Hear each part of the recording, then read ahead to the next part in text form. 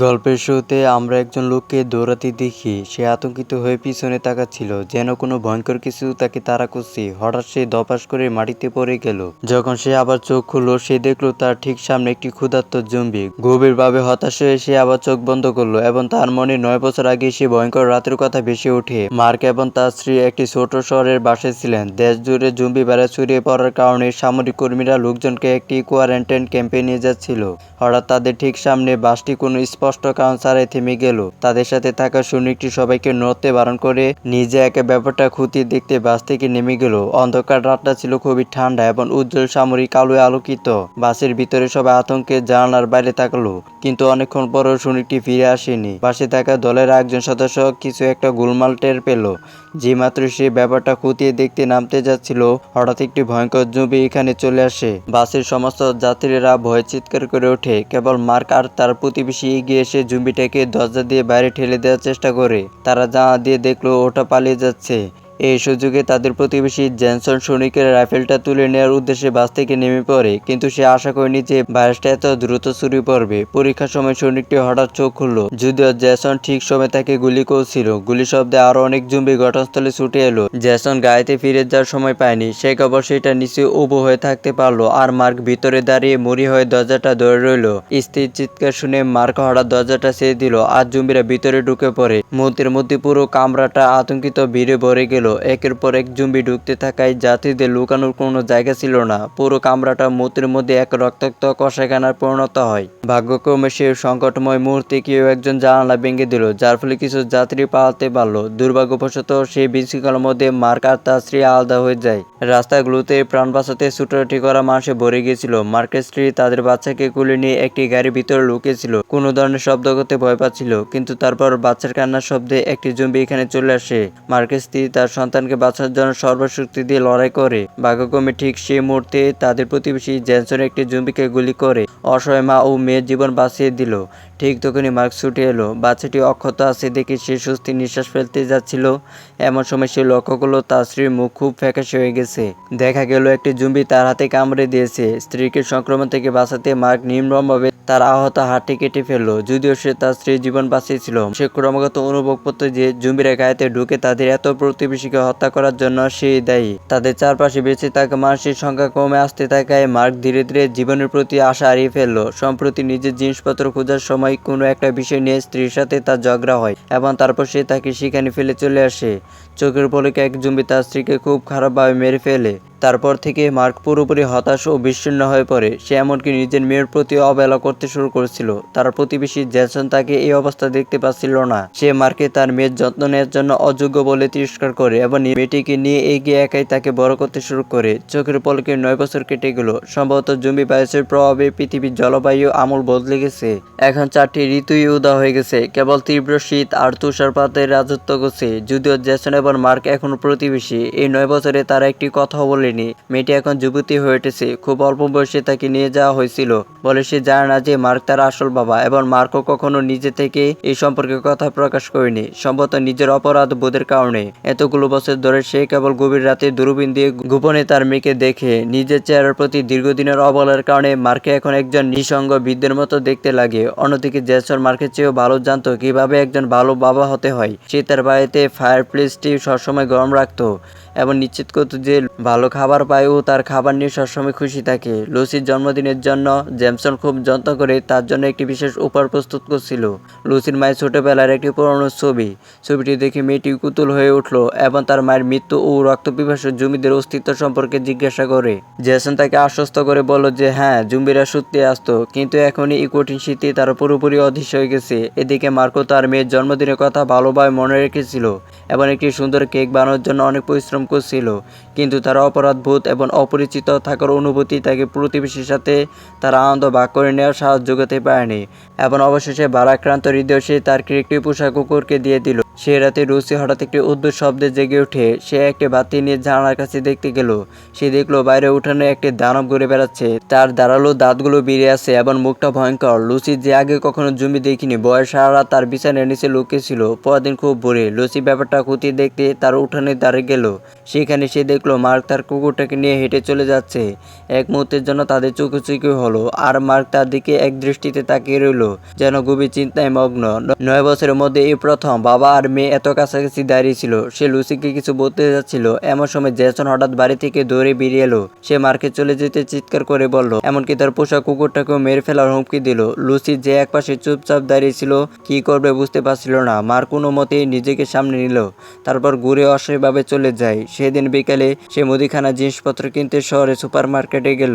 সেখানে তার কুকুরটা হঠাৎ নিশ্চিহ্ন হয়ে দূরে তাকিয়ে রইল। মার্ক সেটার দিকে টর্চলাইট ফেলতে একটা ধূসর সাদা জম্বি সোজা তার দিকে ঝাঁপিয়ে পড়ে।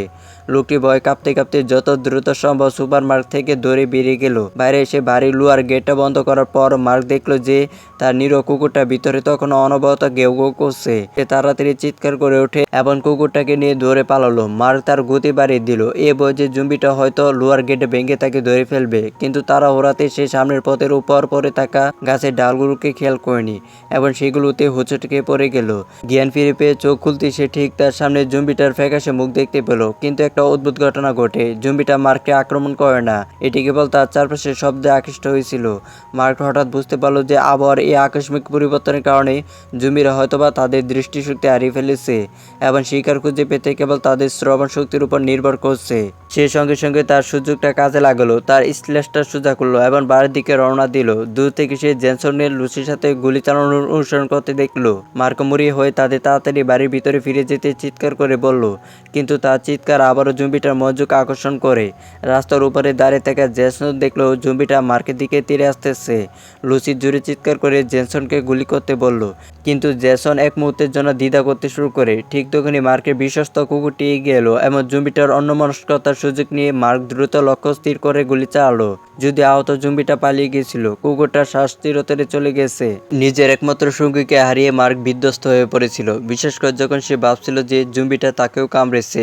সে আত্মহত্যা করার কথা ভেবেছিল, কিন্তু পায়নি। মার্ক শুধু রেডিওর সামনে বসে ফিসফিস করে তার অভিযোগগুলো জানাচ্ছিল, কিন্তু কোনো সাড়া পাচ্ছিল না। এদিকে পাশের ঘরে লুসি জেনসেনের নিষ্ক্রিয়তা এবং নীরবতা নিয়ে অভিযোগ করছিল।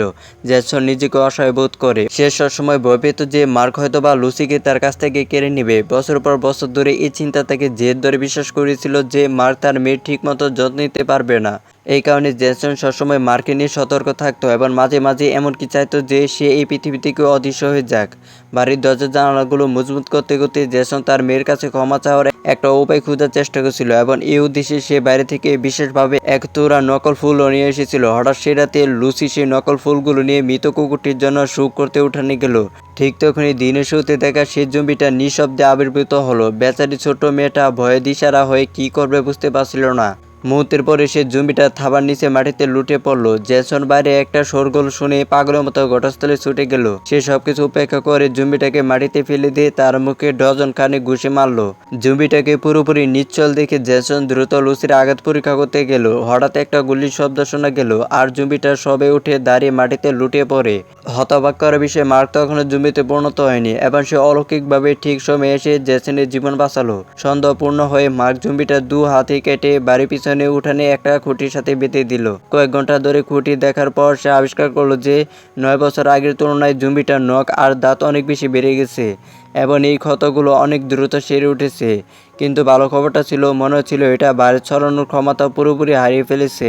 এত ঘন্টা পরও মার্ক যে জম্বি হয়ে যায়নি, সেটাই ছিল এর সবচেয়ে বড় প্রমাণ। হয়তোবা লুসিও, যার গায়ে শুধু সামান্য আঁচড় লেগেছিল, সেও সেরে উঠবে। খাবার বা জল ছাড়া জম্বিটা কতক্ষণ বাঁচতে পারে তা দেখার জন্য মার্ক ওইটাকে সেখানে রাখার সিদ্ধান্ত নেয়। এই ভয়ঙ্কর লড়াইয়ের পর জেনসনের তিক্ততা অবশেষে কমে গেল এবং লুসি এই সুযোগে মার্ককে তার বাড়িতে আমন্ত্রণ জানালো। এই খবর শুনে মার্ক আনন্দে তাড়া হয়ে যায়। সে নিজেকে ভালোভাবে পরিষ্কার করে এবং তার এলোমেলো চুল ও দাড়ি ঠিক করে নিল। মার্ক যখন ফিরল, জেসন এক মুহূর্তের জন্য তাকে চিনতে পারল না। হয়তো বাবা মেয়ের মধ্যে রক্তের সম্পর্ক ছিল, কিন্তু লুসি আর মার্কের কথা বলার মতো অগণিত বেশি ছিল। জেসন অনেকদিন লুসিকে এত খুশি দেখিনি, আর তার রাগ ধীরে ধীরে গলে গেল। সে ভাবলো অন্য যে কেউ লুসির জন্য এতটা ভাবে সেটা হয়তো বা খারাপ কিছু নয়। লুসিকে উদ্ধার করা ঘটনাটি দুই প্রতিবেশীর মধ্যে বহু বছরের শত্রুতা ও বিদ্বেষ পুরোপুরি মিটিয়ে দেয়। সেই সন্ধ্যায় তারা একসাথে একটি বড় সিদ্ধান্ত নেয়। তারা এই জায়গা ছেড়ে চলে যাবে এবং টিকে থাকার জন্য একটি নতুন শিবির খুঁজে নেবে। তাদের কেউ চায়নি যে লুসি তার শৈশবে একা বন্ধুত্ব বা খেলার সাথী ছাড়া কাটাক। পরদিন সকালে তারা তিনজন ছোট শহরটি থেকে গাড়ি চালিয়ে বেরিয়ে পড়ে, যার পথে তারা আগে যে সুপার মার্কেটে গিয়েছিল তার পাশ দিয়ে যাওয়ার সময় তারা ভ্রমণের জন্য যথেষ্ট সম্ভব জিনিসপত্র নিয়ে নেওয়ার পরিকল্পনা করে। দ্রুত সবকিছু গুছিয়ে নিয়ে তারা সুপার মার্কেট থেকে বেরিয়ে এসে হঠাৎ রাস্তার পাশে একজন মহিলাকে দাঁড়িয়ে থাকতে দেখলো। তাকে দেখে মনে হচ্ছিল তিনি গভীরভাবে মানসিকভাবে আঘাতপ্রাপ্ত এবং কিছুটা বিভ্রান্ত। দুইজনে তাকে বাড়িতে নিয়ে গিয়ে সেবা করা ছাড়া আর কোনো উপায় ছিল না। সন্ধ্যার মধ্যে মহিলাটি পুরোপুরি জ্ঞান ফিরে পেলেন। তার নাম ছিল মেরি। সে ব্যাখ্যা করলো যে পরিবারের সাথে থাকার জন্য একটি নিরাপদ জায়গা খোঁজার সময় হঠাৎ জঙ্গিরা তাদের উপর আক্রমণ করে এবং সে একমাত্র বেঁচে আছে। এই কথা শুনে মার্ক ও বাকিরা চুপ হয়ে গেল। এই ভয়ঙ্কর দুর্যোগ পরবর্তী পৃথিবীতে তারা জীবন মৃত্যুর এই খেলায় ইতিমধ্যে অভ্যস্ত হয়ে গেছিল। ঠিক তখনই বাইরে থেকে বাঁধার জম্বিটি তীব্র চিৎকার ভেসে এলো। মার্ক মেরিকে বলল যে জম্বিটিকে শক্ত করে বাঁধা হয়েছে এবং তার কোনো বিপদ নেই, কিন্তু মেরি হঠাৎ একটি পিস্তল হাতে নিয়ে দ্রুত বাড়ির পিছনে উঠানে ছুটে গেল এবং জম্বিটিকে গুলি করে চিরতরে স্তব্ধ করে দিল। সে মার্ক ও জেসনকে বলল যে জম্বির চিৎকার আসলে তাদের বাকি সঙ্গীদের জন্য একটি ডাক ছিল এবং তার নিজের পরিবারও একইভাবে আটকা পড়েছে। মার্কের মুখ সঙ্গে সঙ্গে গম্ভীর হয়ে গেল, কারণ সেও দূর থেকে জম্বিদের গর্জন শুনতে পাচ্ছিল। তারা তিনজন দ্রুত ঘরে ফিরে এসে সব দরজা জানালা বন্ধ করে দিল এবং বাড়ির সমস্ত ব্যবহারযোগ্য বন্দুক ও গোলাবারুদ বের করে নিল। এক